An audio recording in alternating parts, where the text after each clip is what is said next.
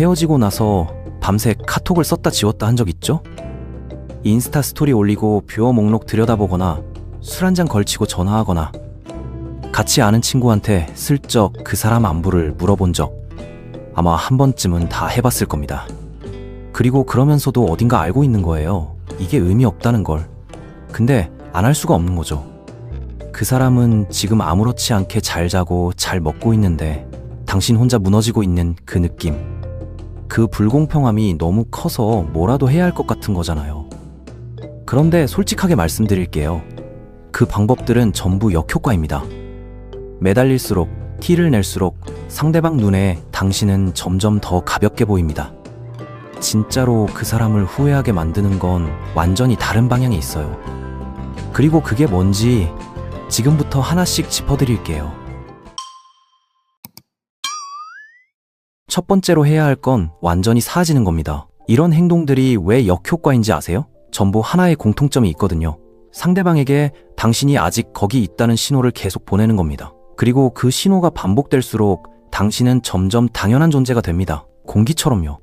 사람은 공기가 항상 거기 있으니까 공기를 생각하지 않습니다. 그런데 공기가 갑자기 사라지면 어떻게 될까요? 그제서야 비로소 그 존재가 얼마나 중요했는지를 느끼게 됩니다. 심리학에서는 이걸 손실회피 편향이라고 부릅니다. 인간의 뇌는 무언가를 얻는 기쁨보다 잃는 고통에 훨씬 더 강하게 반응하도록 설계되어 있다는 거예요. 쉽게 말하면 뭔가를 잃었을 때의 감정이 같은 크기로 얻었을 때보다 훨씬 크게 느껴진다는 겁니다. 그러니까 당신이 갑자기 사라지면 상대방의 뇌는 자동으로 그 손실을 감지하기 시작합니다. 왜 연락이 없지? 왜 내 스토리를 안 보지? 어디 간 거지? 이 질문들이 머릿속을 채우기 시작하거든요. 여기서 중요한 포인트가 있습니다. 이건 상대방을 조종하려는 전략이 아니에요. 진짜 목적은 당신 자신에게 집중하는 겁니다. 연락을 끊고 SNS를 보지 않고 그 사람 얘기를 주변에 꺼내지 않는 것. 이 모든 행동의 핵심은 상대방의 반응을 유도하려는 게 아니라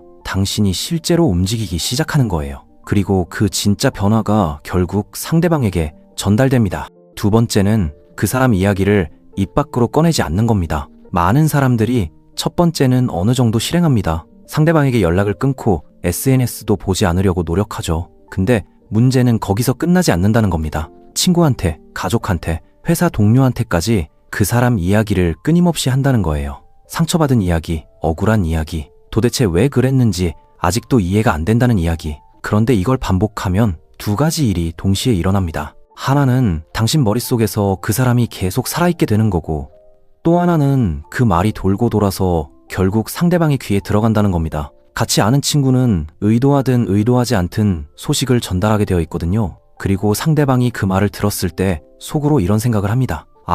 아직 나한테 마음이 있구나. 내가 마음만 먹으면 언제든 돌아갈 수 있겠네. 당신은 자기도 모르게 상대방에게 주도권을 통째로 넘겨주는 겁니다. 반면 진짜 단단한 사람들은 다르게 행동해요. 누군가 그 사람 이야기를 꺼내면 짧게 답하고 주제를 바꿉니다. 설명도 없고 하소연도 없고 감정 소모도 없는 거죠.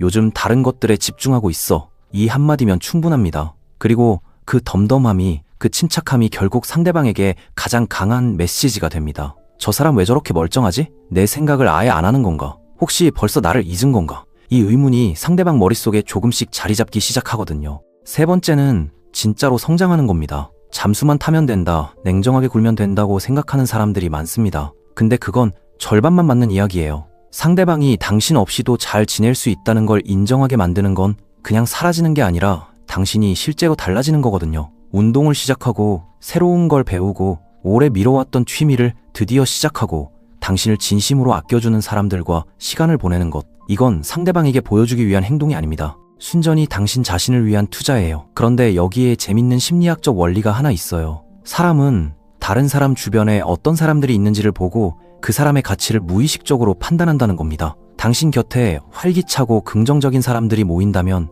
당신 자체의 가치가 높아 보이는 거예요. 그러니까 성장하는 환경에 몸을 두는 것 자체가 당신의 가치를 증명하는 행위입니다. 말 한마디 없이도요. 그리고 어느 순간 상대방이 그걸 보게 됩니다. SNS에서, 같이 아는 친구를 통해서, 혹은 우연히 마주치면서요. 그리고 그 순간 머릿속에 한 가지 생각이 스칩니다. 내가 없어도 저렇게 잘 사네. 아니, 나랑 있을 때보다 오히려 더 좋아 보이는데, 그 순간이 바로 진짜 후회가 시작되는 지점입니다. 무너져 있을 거라고 생각했는데 오히려 빛나고 있으니까요. 그런데 여기서 한 가지를 꼭 짚고 넘어가야 합니다. 성장하는 것과 그걸 전부 드러내는 건 다른 이야기입니다. 네 번째는 모든 걸 보여주지 않는 겁니다. 근데 여기서 함정이 하나 있습니다. 잘 지내기 시작하면 당장 올리고 싶어지거든요. 운동 시작했다고, 맛있는 거 먹었다고, 어디 놀러 갔다고, 그 사람이 볼 수 있게, 그 사람이 알 수 있게 그렇게 다 보여주는 순간 오히려 힘이 빠집니다. 그런데 여기서 반드시 기억해야 할 게 있습니다. 완전히 보이는 것은 궁금증을 만들지 못한다는 거예요. 인간의 뇌는 완전히 파악되지 않은 것에 더 오래, 더 깊이 집착하는 특성이 있습니다. 일부만 보이고 나머지가 가려져 있을 때 뇌는 그 공백을 채우려고 끊임없이 상상하거든요. 그리고 그 상상은 대부분 실제보다 더 크고 더 좋게 부풀려집니다. 무슨 일을 하는지, 누구를 만나는지, 어디를 가는지 굳이 다 설명하지 않아도 됩니다. 잘 지내고 있다는 분위기만 풍겨도 충분해요. 그 불완전한 정보가 상대방의 머릿속에서 알아서 이야기를 만들어냅니다. 어떻게 지내는지 궁금해하고 누구와 시간을 보내는지 신경 쓰고 혹시 새로운 사람이 생긴 건 아닌지 생각하게 되는 거죠. 침묵은 단순한 공백이 아닙니다. 그 침묵 안에 수천 가지 이야기가 담길 수 있어요. 당신이 그 공간을 열어두는 것만으로 상대방은 혼자 그 공간을 채우면서 당신의 빈자리를 더 선명하게 느끼게 됩니다. 다 보여줬을 때는 몰랐던 소중함을 보이지 않을 때 비로소 깨닫게 되는 거거든요. 그게 사람 심리입니다. 다섯 번째는 작은 신호에 흔들리지 않는 겁니다. 여기까지 잘 해왔다면 어느 시점에 반드시 이런 일이 일어납니다. 상대방에게서 연락이 옵니다. 갑작스러운 문자, 오래된 사진의 좋아요, 스토리 반응, 별 의미 없어 보이는 안부 메시지 같은 것들이요. 이걸 떡밥이라고 합니다. 낚시꾼이 찌를 던지듯 작은 관심을 던져서 당신이 반응하는지 확인하는 거예요. 그리고 대부분의 사람들이 여기서 무너집니다. 연락이 왔다는 사실만으로 심장이 뛰고 바로 답장하고 또다시 기대를 품게 되거든요. 그 순간 그동안 쌓아온 모든 게 한 번에 무너집니다. 상대방은 속으로 확인하는 거예요. 역시 아직 나한테 약하네. 서두를 것 없겠다. 이렇게 되면 안 됩니다. 진심으로 후회하고 있는 사람은 그런 식으로 접근하지 않습니다. 제대로 사과하고 충분히 설명하고 진지하게 다가오거든요. 그러니까 작은 신호가 왔을 때 선택지는 두 가지뿐입니다. 반응하지 않거나 반응하더라도 짧고 담담하게 답하는 것. 그냥 잘 지내? 이 한마디면 충분해요. 추가 설명도 없고 질문도 없고 기대감도 드러내지 않는 거죠. 자신의 가치를 아는 사람은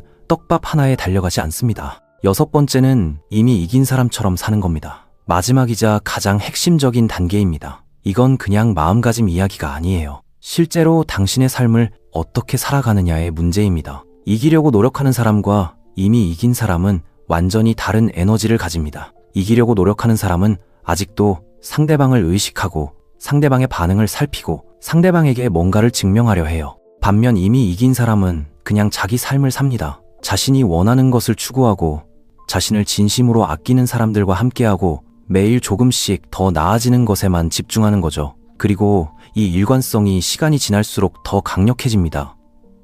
한두 달의 변화는 그냥 기분 탓이라고 넘길 수 있어요. 그런데 몇 달, 몇 년에 걸쳐 꾸준히 성장하는 사람은 무시할 수가 없습니다. 그 꾸준함 자체가 당신의 가치를 증명하거든요. 상대방이 그걸 보게 될 때 단순히 잠깐 잘 지내는 게 아니라 진짜로 더 나은 삶을 살고 있다는 게 느껴질 때 그 후회는 완전히 다른 차원으로 깊어집니다. 아, 별거 없을 줄 알았는데 내가 잃은 게 이 정도였구나. 이 생각이 드는 순간 상대방은 자기 선택을 돌아보게 됩니다. 이건 감정 싸움도 아니고 운에 기대는 것도 아닙니다. 꾸준히 자기 자신에게 투자한 결과가 천천히 하지만 확실하게 나타나는 거예요. 그 결과는 어떤 말보다 강하게 전달됩니다. 당신을 잃은 건 사소한 실수가 아니었습니다. 두고두고 후회할 선택이었던 거죠. 그런데 여기서 아무도 말해주지 않는 진짜 결말이 있습니다. 이 모든 걸 제대로 해나가다 보면 어느 순간 예상치 못한 일이 일어납니다. 상대방이 돌아옵니다.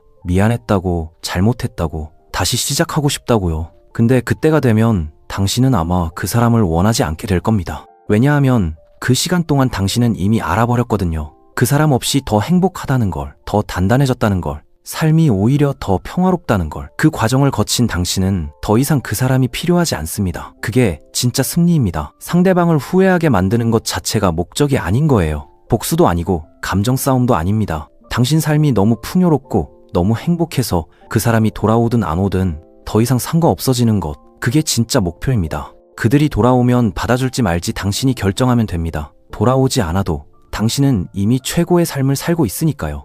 어느 쪽이든 당신이 이기는 구조예요. 오늘 당장 이 중에서 딱 하나만 시작하세요. 연락을 끊거나 그 사람 이야기를 멈추거나 오래 미뤄온 그 한 가지를 드디어 시작하거나 딱 하나면 됩니다. 그걸 내일도 하고 모레도 하다 보면 어느새 몇 달이 지나 있을 거예요. 그리고 그때 거울을 보면 예전에 당신이 아닌 사람이 서 있을 겁니다. 그 사람이 그걸 보게 될 거고 느끼게 될 거고 결국 후회하게 될 겁니다. 그런데 그때 당신은 너무 바빠서 알아채지도 못할 거예요. 자신의 삶을 살아가느라. 이 영상이 도움이 됐다면 구독과 좋아요 부탁드립니다. 다음 영상에서는 배신으로 인한 트라우마를 극복하는 방법을 다룰 거거든요. 누군가에게 상처받은 기억이 아직도 남아있다면 그 영상이 도움이 될 겁니다. 시청해주셔서 감사합니다.